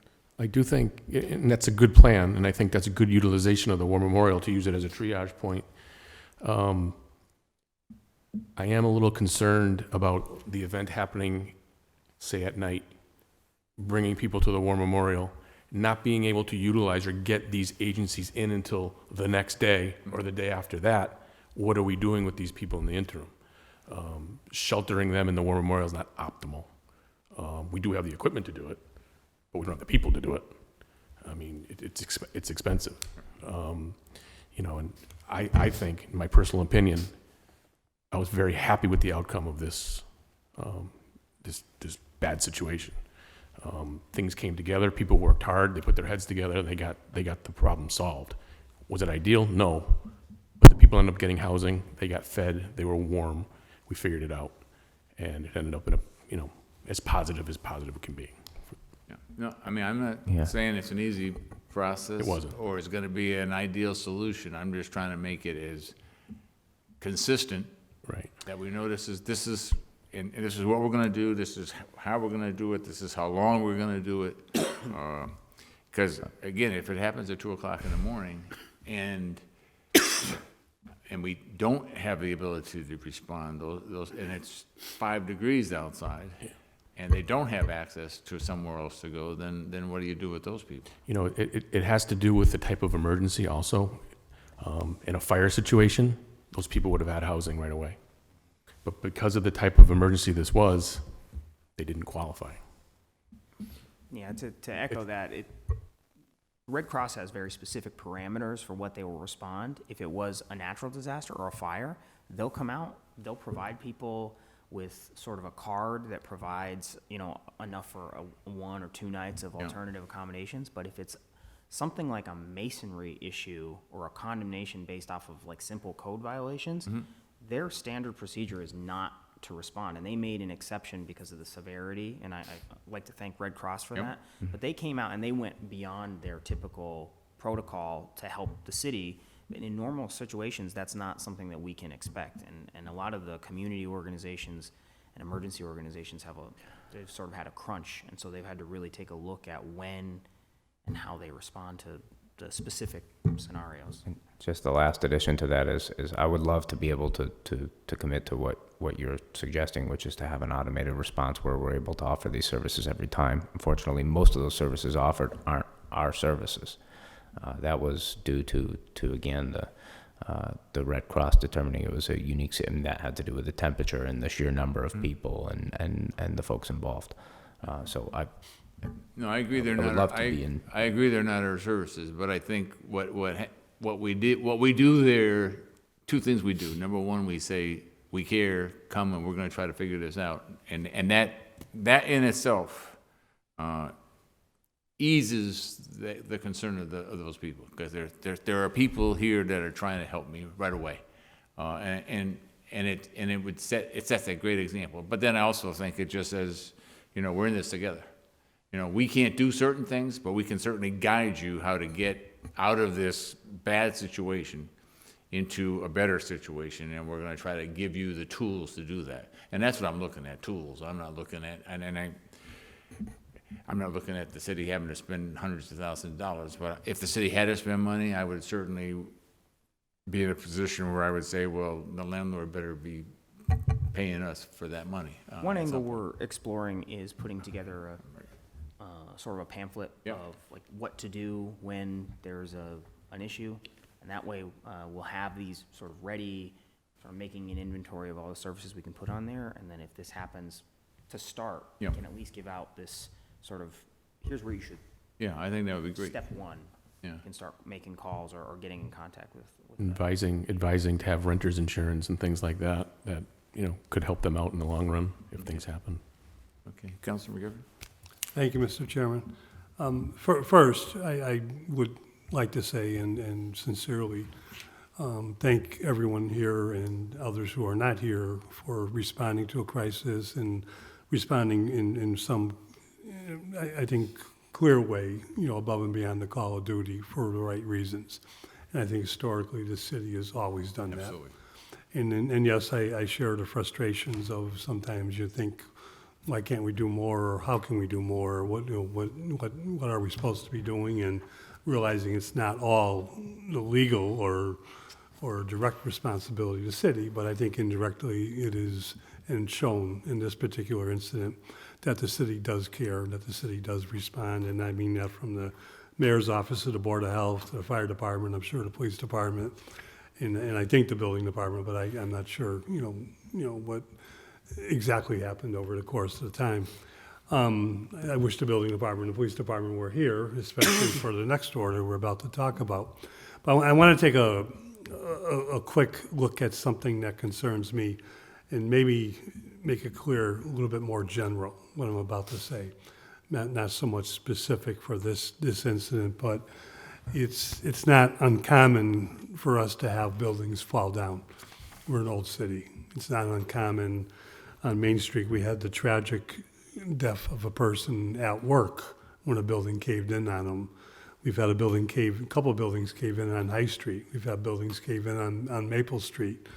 Sometimes they're publicly owned because of tax title, incidents. Most of the time, they're privately owned. We do have a responsibility from the building department, the fire department, and the Board of Health to ensure that we don't have problems waiting out there. Are we doing enough to answer complaints that are brought to the city's attention of potential structural problems of buildings? Do we have the manpower to do that? Because someday I don't want to hear the city is negligent because this building was a known disaster waiting. And that's when we become responsible. So and responding to a crisis is important, but preventing a crisis, I think, is our responsibility if we know about it. I'll speak a little bit to it, and then Sean can speak a little further on it. But as you've mentioned, there's an endless number of buildings that can be problem properties within the city. We do host a monthly problem property group where we discuss those buildings, and we are out there, and this is the building department and the Board of Health, so Sean can provide more guidance. But as soon as a building is reported, it's inspected, and if it's determined that it's unsafe, it's boarded up at a certain level. Though on a what we call real talk, there is oftentimes, and this is the hard part to get, is we can't then police each and every one of those buildings. If we've boarded up a building and we've put do not enter signs all throughout it, and someone chooses to trespass on that is often when disasters happen. And so that's the flip side of it. But to your bigger question, is there more that we can and should be doing? It's an absolute yes.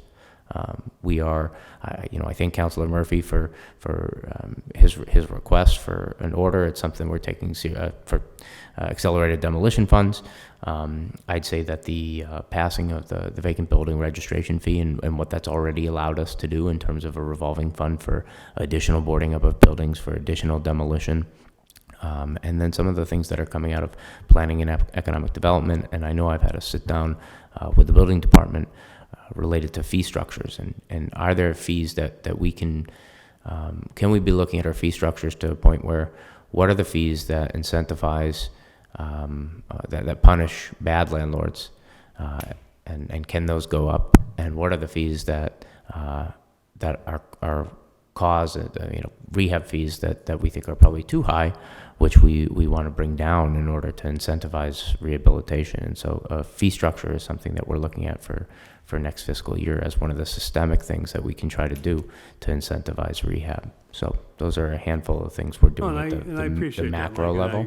For years now, the city has looked at vacant buildings, whether we owned them or not owned them, and if they're worth preserving. There was a building on Maple, and I love the story. It goes back to Mayor Hamilton. Bob Zajac was his aide. They had a committee just similar to what we have now. We brought in the National Guard. They boarded up a lot of buildings, but this particular building was in great shape, corner of Jackson and Maple Street. 19 years later, that building, still boarded up, caved into the middle of Maple Street.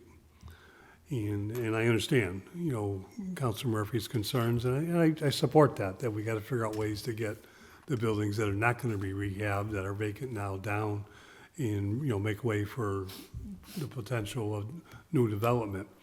But I want to take it back a step and not talk specific.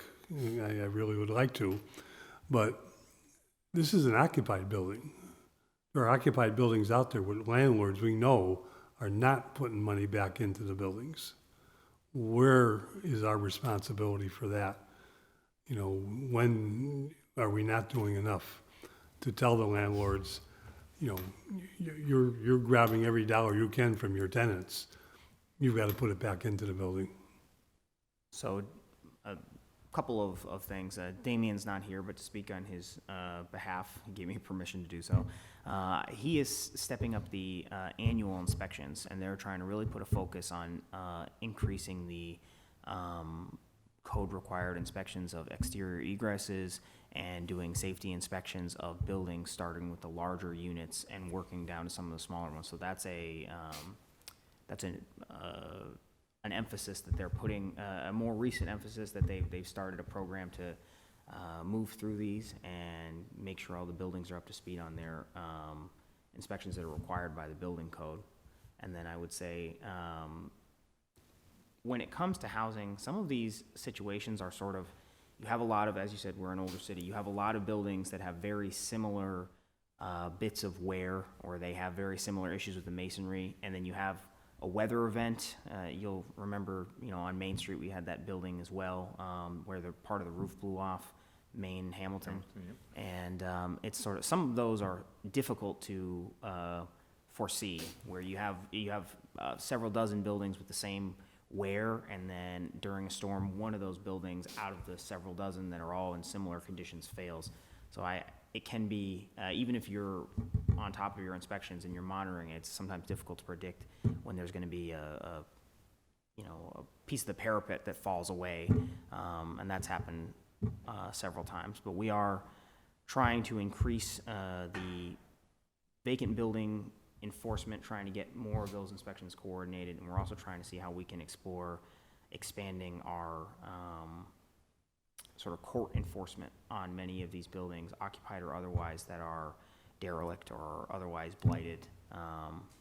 Some of the commercial buildings are a little bit more difficult to deal with because the receivership program really functions primarily for residential structures. When you get into some of the commercial structures, especially the ones that are dilapidated, there's not as many outlets for an outcome, and so it takes longer, and you already have sort of a looming risk, and then it's taking longer to get a solution sort of put together, and they're not as appealing to potential receivers or to investors because they don't have access to some of the funding sources or enforcement sources that are there for residential ones.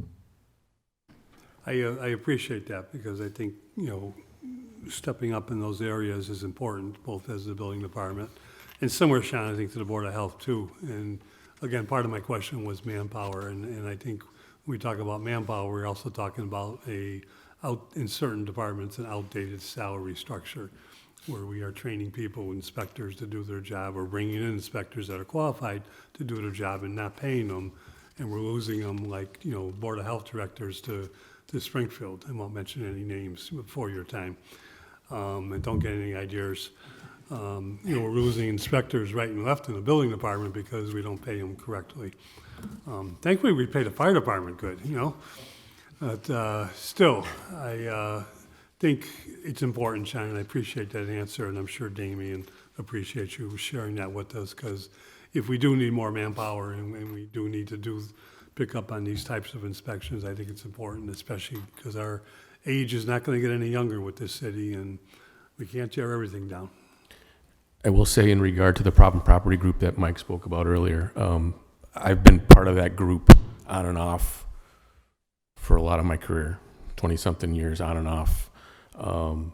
And this committee that's working now probably is getting the most done in regard to taking buildings down, getting buildings put into receivership, finding alternative methods to bring buildings back. So I kudos to the members of the problem property group. They are working really hard and developing good plans to try to get these buildings back on the rolls and back to life. Thank you. All set? Okay, all set. So, again, I want to, and I did hear, and I just want to make, and I like the idea of accelerating building inspections, and I don't know, again, I mean, we know there was an issue there, and while I was there, I did have someone talk about who lived in one of his buildings on South Bridge Street, and another person who lived in a building on West Street. One was complaining about a porch issue, and I said, can you report it? But, We're very aware of that issue. okay, and then the other one was, and I can't think of, And I would say at this building, we do not have a lengthy history Yeah. of code issues. Like there are not a recent history of code issues there. At the scene, people were very expressive, but on paper and at the office, we didn't have a history. It's a good sound building.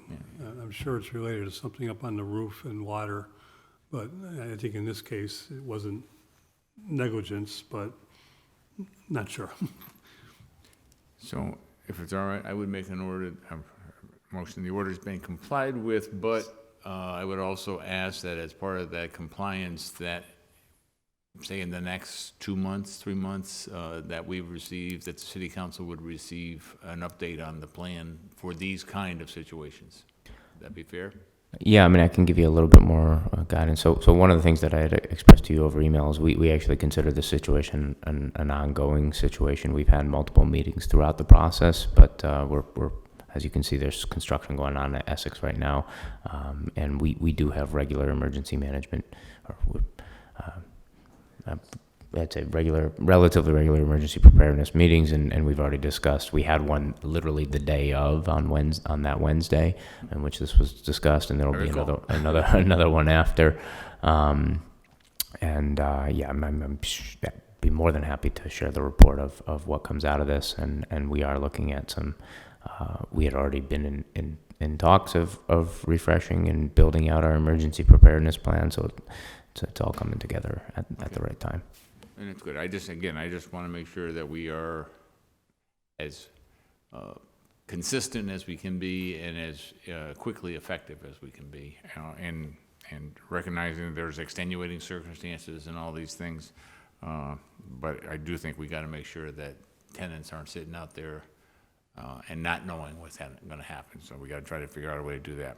And I also want to thank Attorney Barnes for what she did in terms of the court and getting the landlord to make sure that he had to accept responsibility, because I think that also eased some of the concerns of tenants. I know the battle continues, but I just want to make sure that she also gets thanked for her efforts, because I'm sure it wasn't much fun. So the motion would be the order be complied. So moved. And with the city council requesting that as the emergency plan gets finalized or updated, that we receive a copy sometime by the end of June. Second. All in favor? Aye. Aye, thank you. Last order on the agenda, and I'm not really sure. I know the chief told me he couldn't. I thought Krista was going to be here, but I'm just going to bring this up, and we'll probably end up tabling. But this is order that the mayor, the law department, the police department provide an update on the public safety committee regarding the nuisance complaint for the buildings on Appleton and Elm Street and 556 South Bridge Street. And basically, I want to see what the expectation of a greater police presence with the landlord's cooperation in the near future. In the interim, I have had contact with the chief, and I know Crystal was. I thought we were going to be able to get an update on what's going on there. I know there's been some movement, but I don't know how far. But this is a situation that I got a report. I think it was yesterday. It might have been Tuesday. This is just police reports from February 1st to February 24th. At 177 Elm Street, 173 Elm Street, and 365 Appleton Street. 177 Elm Street, 9 responses by police in 24 days. 2 of those responses resulted in officers doing reports for shots fired. 3 responses resulted in assaults, 2 for trespassing, 1 for warrants. 173 Elm Street, 32 responses. So 24 days, 32 responses by police. 15 responses resulted in 24 arrests. 11 arrests for trespassing, 5 arrests for warrants, 5 arrests for drug activity, 3 arrests for assaults and disturbance, and 365 Appleton Street, 17 responses by police. So if my math is pretty good, I think that's 56 responses on that corner in 24 days. I mean, we've got to take back And if he can't do it, and I was gonna, one of the questions I was gonna ask, and if Crystal was here, was, I know if the building is in tough shape, we can take it over by receiver. When a landlord is not necessarily doing, maybe not the structure, although we have a hard time, from what I gather, getting into the building with building concerns for a variety of reasons. I have had police officers tell me that their cameras, which are in the building, are covered, that the lights in the building in the hallway are unplugged or unscrewed, or whatever I'm trying to say. They're not working deliberately. So I wonder if it's possible, because of those kind of activities, even if the building is structurally sound, if it's possible to have a receiver to get the building more effective legally, I guess. I don't know. Unfortunately, I wanted to stick around to see if it was something we'd be able to help with, but unfortunately, I don't think any of the three of us can answer that question. I will make it a point, and I'll bring it to the mayor in his biweekly conversation with the police chief to bring it up. So I will take that back. Here, Where is the police department?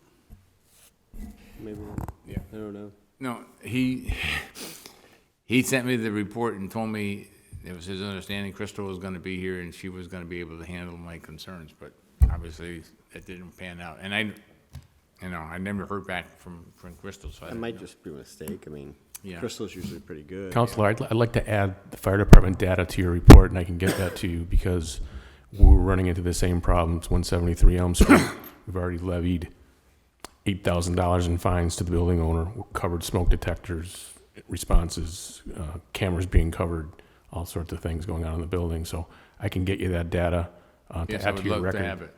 Yeah, could you send that data not only for 173, 177 Elm, but for 365 Appleton, Yep. 556 South Bridge Street, 5 212 Walnut, 50 West, 52 West? Yep. So this is the same owner. Same owner, yep. It's the same. Windsor, I'll be clear, Council President used to update us.